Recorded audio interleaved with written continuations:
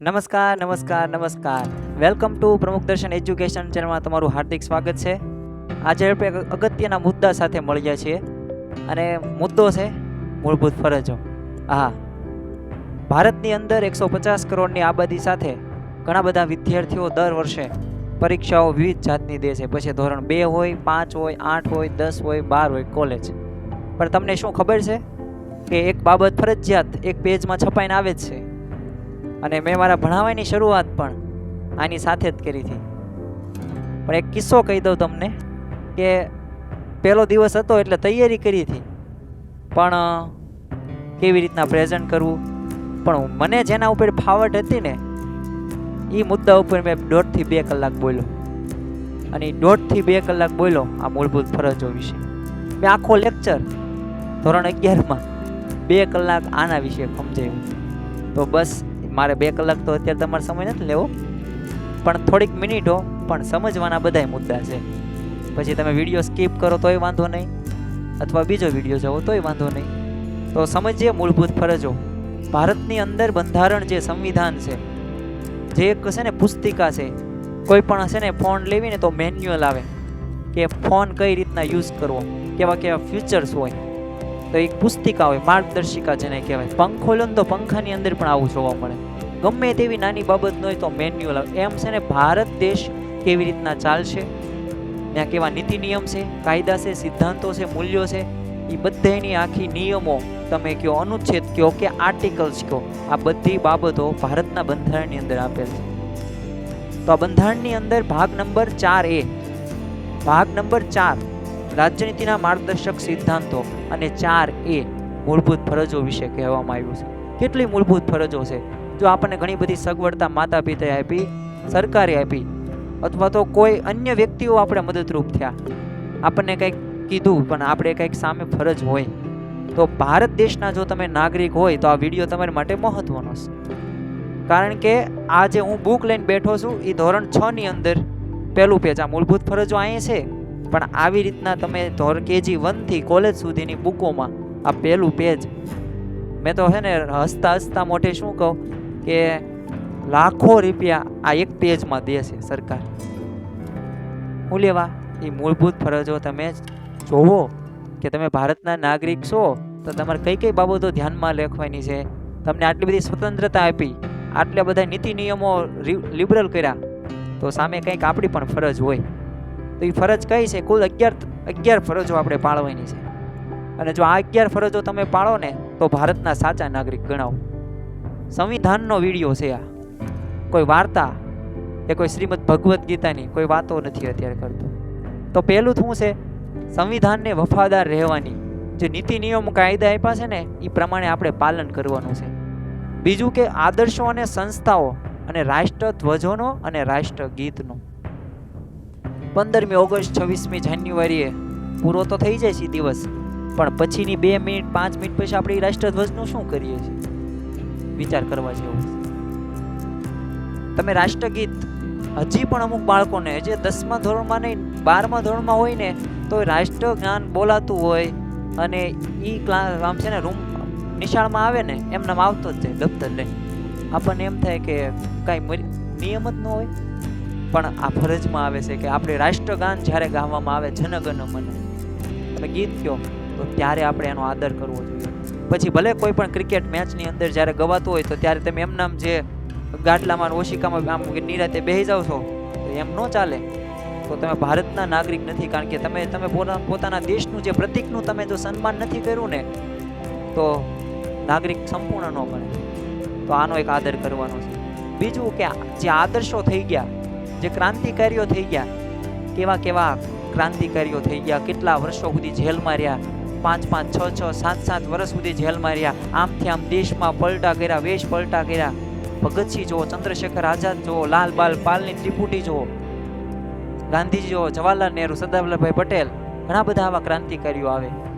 તો એ બધામાંથી જે આદર્શો છે, જે ગુણો છે, એ બધા આપણે પાલન કરવાના છે। આપણે ભારતના નાગરિક છીએ, બલિદાન આપ્યું છે। અંગ્રેજો 250 વર્ષ સુધી 300 વર્ષ સુધી રાજ કર્યું છે, 1600માં આવ્યા, 1947માં ગયા છે। તો એ બલિદાનનો શું? બલિદાનમાં સામે તમારે શું કરવાનું છે, એ આદર્શો આપણે ધારવાના છે. આપણે એ પ્રમાણે ભારતની અંદર રહેવાનું છે. આપણે જે વિસ્તારમાં રહેતા હોય, જે સોસાયટીમાં રહેતા હોય, જે ઘરમાં આડોશી પાડોશીમાં રહેતા હોય, ત્યાં બધા મૂલ્યો આપણા થવા પડે. બીજું એના પ્રતિષ્ઠા ક્યાં કરવાની છે? હૃદયની અંદર. કારણ કે જોજો, હૃદયની વાત અને મનની વાત બંને અલગ અલગ હોય છે. કોઈ પણ વ્યક્તિ હોય ને તો મનથી તો ખબર પડી જ જાય, ગમે એવો સારો દેખાય, ગમે એવું બોલે, પણ ખબર તમને પડી જાય કે આ મનથી બોલે છે કે હૃદયથી બોલે છે. કારણ કે હૃદયની વાત કંઈક અલગ હોય છે. તો હૃદયથી કરવાનું છે કામ. ત્રીજી શું છે? સાર્વભૌમત્વ, એકતા અને અખંડિતતાનું સમર્થન કરવાનું અને એનું રક્ષણ કરવાનું છે. કોણ રક્ષણ કરશે? બહારના લોકો નહીં, રક્ષણ આપણે કરવાનું છે. સાર્વભૌમત્વ, આપણે બધા એક છીએ, સર્વધર્મ સમભાવ. રાષ્ટ્ર પ્રત્યે એકતા અખંડિતતા કોણ રાખશે? તો આપણે રાખવાનું. 562 દેશી રજવાડા સરદાર વલ્લભભાઈ પટેલ અને વીપી મેનન સાહેબે એક કર્યા છે. ક્યારે? આ હેતુથી કે અખંડિતતા આપણે રાખવાની છે. કોઈ નાના ટુકડામાં વિભાજિત થઈ જશું ને તો કોઈ બીજા લાભ લઈ જશે. આ તો કેવું થયું, તમે વાંદરો અને છછુંદર આવડો જે આમ અંદરો અંદર ઝઘડે ને, ઓલા બેન ઝઘડીને તે એ ખાઈ જાય, એવું થશે. એટલે સમર્થન કરવાનું છે, રક્ષણ આપણે કરવાનું છે. બીજું કે એક માનસિકતા છે ને દૂર કરો કે આપણે છે ને બદલાવ ન થાય. એક સવારે નાનકડો અમથો બાળક અને તેના પિતા, હોલિડેનો સમય હતો, રજાનો સમય હતો, અને કોફી પીવો, આમ એ કે હું નિરાતે શાંતિથી છે ને આરામ કરીશ. એટલે સવારમાં વહેલા ન જાગ્યો, 8 સાડા 8 જાગ્યો. હોલિડે હોય એટલે તો છોકરાને પણ સ્કૂલે રજા જ હોય. થયું બન્યું કેવું કે જે છાપું વાંચતો હતો, કોફી પીતો હતો, એમાં બાળક, હવે સવારમાં સ્વાભાવિક છે કે જે ઘરની જે સ્ત્રી હોય એ કામકાજ કરે, એટલે બાળકને તો પછી જવાબદારી હોય ઓલામને. એટલે જવાબદારી આવી જ થઈ, પણ આને ગમ્યું નહીં. એટલે એના પિતાએ શું કર્યું? કંઈક કામ સોંપ્યું. પણ શું કામ આપ્યું? તો એને એક ન્યૂઝપેપરનું કટિંગ હતું ને, એ ન્યૂઝપેપર આમ ફાડ નાખ્યું અને પઝલ કહેવાય ને કે આલે આ હવે જોડ. એ બાળકે શું કર્યું? 2 મિનિટની અંદર જોડીને પાછું આપી દીધું. પિતાને આશ્ચર્ય થયું કે આ આટલો નાનકડો અમથો બાળકને આ પઝલ આ બધું જોડી દીધું. ત્યારે એ બાળકે જે કીધું ને, એ મારે ને તમારે બધાને શીખવા જેવું છે. તમારે નહીં, પહેલા તો મારે. કે છે ને, મેં પપ્પા આ કોઈ બીજું કાંઈ નથી જોડ્યું. મેં નકશો, તમે જે કહો ને આ નકશો ભારતનો, એ મેં નથી જોડ્યો. મેં જે પાછળની સાઈડ છે ને, જે એક વ્યક્તિ હતો ને, હીરોનું જે ચિત્ર હતું ને, એ મેં જોડ્યું. બસ વાત પૂરી થઈ ગઈ. શું સમજવાનું છે? આપણે છે ને આપણી જાતને સુધારવાની છે. ભારત દેશ ઓટોમેટિક સારો થઈ જશે. બીજું, આગળની ફરજ શું છે? દેશનું રક્ષણ કરવાની, રાષ્ટ્રીય સેવા બજાવવાની હાકલ થાય ને ત્યારે તેમ કરવાનું. કોરોના કાળ તમે જુઓ, મંદીઓ જુઓ, સમસ્યાઓ જુઓ, તો ત્યારે જે આદેશો થાય, જે હુકમો થાય ને, એ પ્રમાણે આપણે પાલન કરવાનું છે અને બીજાને જણાવવાનું છે. અને એ પ્રમાણે વર્તે એવું ધ્યાન રાખવાનું છે. પણ આપણે તે એવું વર્તન કરીએ, બીજા કોણ કેવી રીતના શીખે? એ જ શીખે. એટલે આ જ્યારે હાકલ થાય કે તમારે, અને યાદ રાખજો, બીજા દેશોની અંદર ફરજિયાત રક્ષણ માટેના કુટુંબમાંથી, ઘરમાંથી એક સિલેક્ટ કરવામાં આવે છે, ફરજિયાત. ભારતમાં તો એવું તો નથી આપણે કરતા, કોઈ સરકાર કે કોઈ પણ ભારત દેશ. તો ધ્યાન રાખવાનું છે. આગળ, ધાર્મિક, ભાષાકીય, પ્રાદેશિક કે સાંપ્રદાયિક ભેદોથી પર રહીને ભારતના તમામ લોકોમાં સુમેળ અને સમાન બંધુત્વની ભાવના વૃદ્ધિ કરવાની અને સ્ત્રીઓમાં ગૌરવને અપમાનિત કરે તેવા વ્યવહારો તજી દેવાય.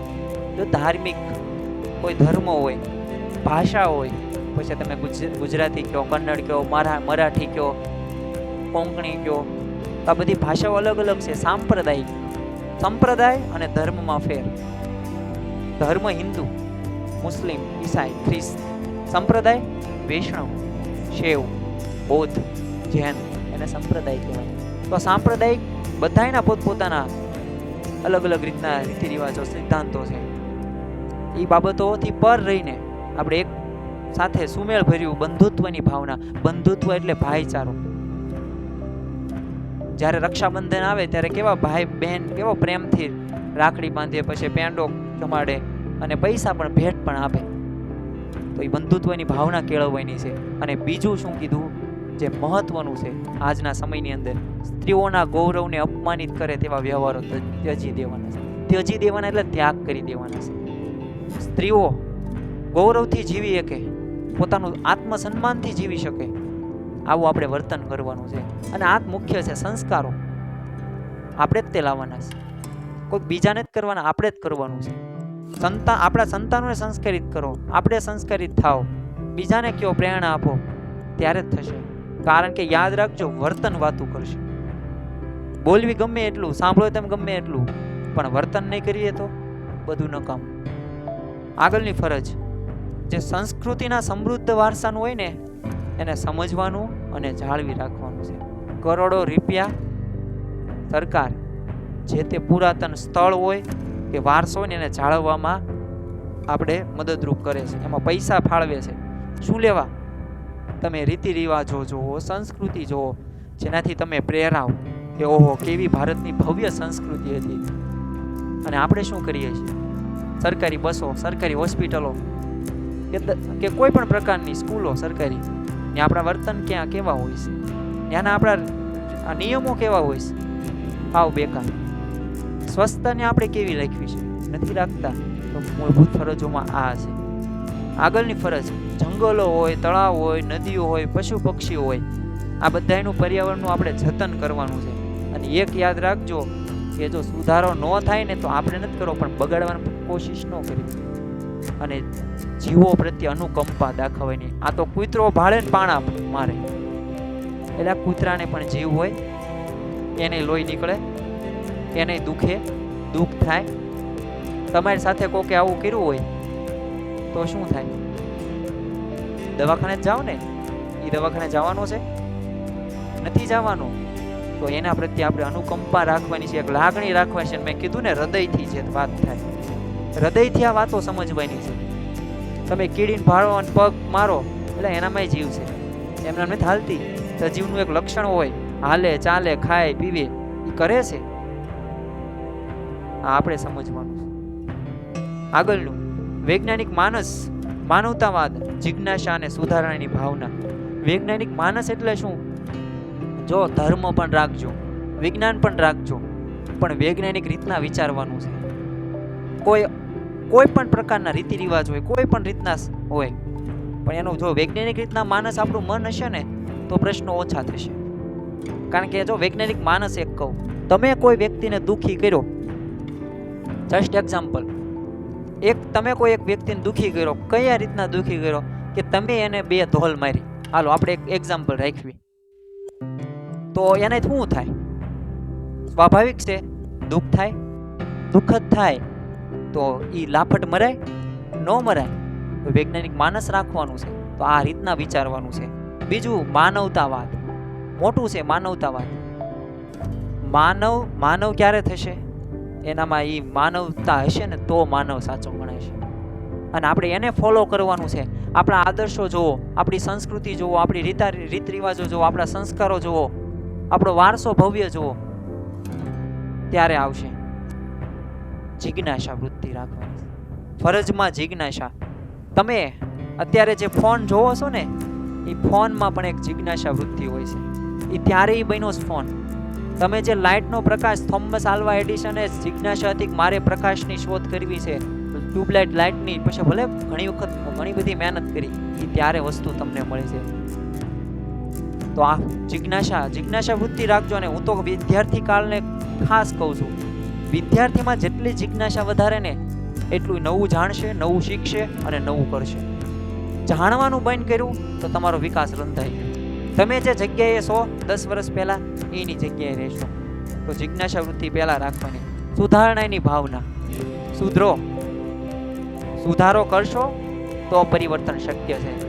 એટલે 10 વર્ષથી તમે શાકમાં મીઠું થોડુંક ઓછું નાખે છે, તો એ પ્રત્યે 10 વર્ષથી તમે એ પ્રશ્નો ઉઠાવો છો ઘરમાં કે મીઠું ઓછું નાખ્યું, મીઠું ઓછું નાખ્યું, મીઠું ઓછું નાખ્યું. એટલે 10 વર્ષ થઈ ગયા, એની પ્રશ્ન છે. સુધારો કરો ને, મીઠું નાખી દો ને તમે થોડું ડબટી ભરીને, હવે 10 વર્ષ તમે સંભળાયો, સુધારણાની ભાવના તમે કરી તમે ન કરી તો સુધારો કરવાની ભાવના રાખવાની છે. જેટલો સુધારો જીવનમાં પોતાની જાતમાં કરશો ને એટલા લોકોને તમે વધારે ગમશો, અને વધારે ગમશો તો તમને ઓટોમેટિક સુખ મળવાનું જ છે. કારણ કે છેલ્લે તો end of the life peace, શાંતિ જોતવી છે ને. ક્યારે આવશે શાંતિ? બીજાને તમે શાંતિ આપશો ને ત્યારે તમે શાંત થશો. આ મારો સિદ્ધાંત નથી, આ ગ્લોબલ સિદ્ધાંત છે. લોકો આ મથે છે, આના માટે જ મથે છે. શાંતિ મળે, શાંતિ મળે, પણ ક્યારે મળે? આપણે આ વિચારશું તો. આગળ, જાહેર મિલકતોનું રક્ષણ કરવાની, હિંસાનો ત્યાગ કરવાનો. કૂતરાનું મેં હમણાં વાત કરી, કીડીની વાત કરી, તો હિંસા કરવાની જરૂર નથી. અને બીજું, જાહેર મિલકતનું રક્ષણ. જાહેર મિલકત એટલે સામૂહિકમાં. આ તો છે ને ગમે જગ્યાએ કચરો અહીંયા ફેંકવો નહીં, અને ત્યાં જ વધારે કચરો હોય. આપણને વિચાર એવો થાય કે આને કરતા સૂચના ન લખવી ને તો સારું. તો આ પ્રશ્ન છે મોટા. આ એક જગ્યાએ નથી, બધે આવા પ્રશ્નો બને છે. બીજું, 10મી કલમ,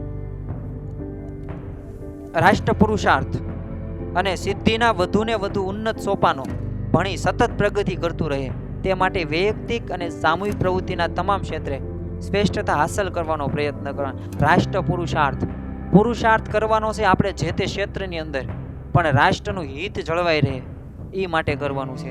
અને વધુમાં વધુ આપણે સિદ્ધિ પામી શકીએ જે તે ક્ષેત્રની અંદર. ભલે આપણે કોઈ પણ પ્રકારનું કામકાજ કરતા હોય જે તે વિષય ઉપર, જે તે વાત ઉપર, પણ એની ઉપર આપણે વધુને વધુ આપણે ઉન્નત થઈએ અને સતત પ્રગતિ કરતા રહો. વૈયક્તિક પ્રવૃત્તિ નહીં, આપણે સામૂહિક પ્રવૃત્તિમાં જોડાઈશું. અને છેલ્લો મુદ્દો કે માતા પિતાએ અને વાલીએ 6 થી 14 વર્ષના વયના પોતાના બાળક તથા બાલ્યને શિક્ષણની તક આપવાની છે, એને ભણાવવાનો છે. કારણ કે ભણતરના લીધે એ આગળ વધશે. તો આપણે આ મૂળભૂત ફરજો વિશે આજે આપણે એટલે જાણ્યું.